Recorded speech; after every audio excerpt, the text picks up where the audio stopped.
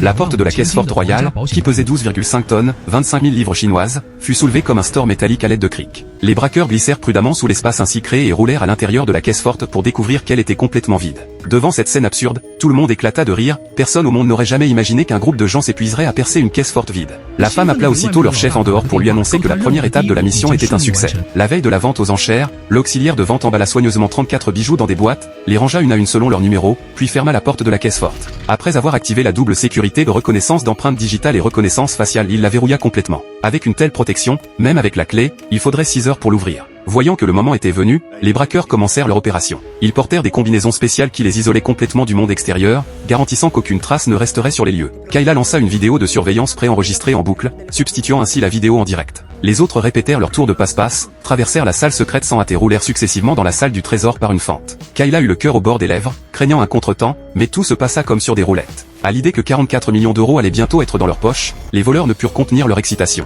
Berlin, le chef, s'approcha prudemment pour observer la situation tandis que l'auxiliaire de vente se trouvait à peine séparé d'eux par un mur. À son signal, chacun prit ses positions. Les bijoux étincelants déconcertèrent la vue, grâce à leur complicité, ils furent dérobés un par un. Mais lors de la répartition du butin, le vieil homme et Berlin se querellèrent violemment. Les bijoux, avec leurs boîtes, tombèrent lourdement par terre. Le bruit du choc attira instantanément l'attention de l'auxiliaire de vente, qui colla son oreille au mur pour tenter de distinguer des mouvements. De l'autre côté, les deux hommes restèrent figés, le visage sombre, craignant que leurs agissements ne soient découverts. Son intuition lui disait que quelque chose n'allait pas. Il demanda immédiatement aux gardes d'ouvrir la salle du trésor, mais ceux-ci lui expliquèrent qu'il faudrait 6 heures pour réinitialiser la porte. Contraint, il leur ordonna d'aller vérifier par l'arrière. La hackeuse, alertée, comprit aussitôt leur intention et ordonna à l'équipe de quitter la salle du trésor immédiatement et de fermer la sortie. Les voleurs roulèrent honteusement hors de la caisse forte, ramassèrent un télécommande sur le chemin et activèrent une machine pour bloquer l'entrée. Pendant ce temps, les gardes avaient obtenu la clé de la porte de secours et passèrent 2 vérifications d'empreintes digitales à la suite. Malheureusement, avant que la porte ne soit complètement abaissée, Kayla pensait que tout était perdu. Au dernier moment, les sorties furent finalement fermées. La hackeuse bascula aussitôt la surveillance sur la vidéo originale grâce à un timing impeccable, l'auxiliaire de vente ne remarqua rien d'anormal à l'écran. Les gardes,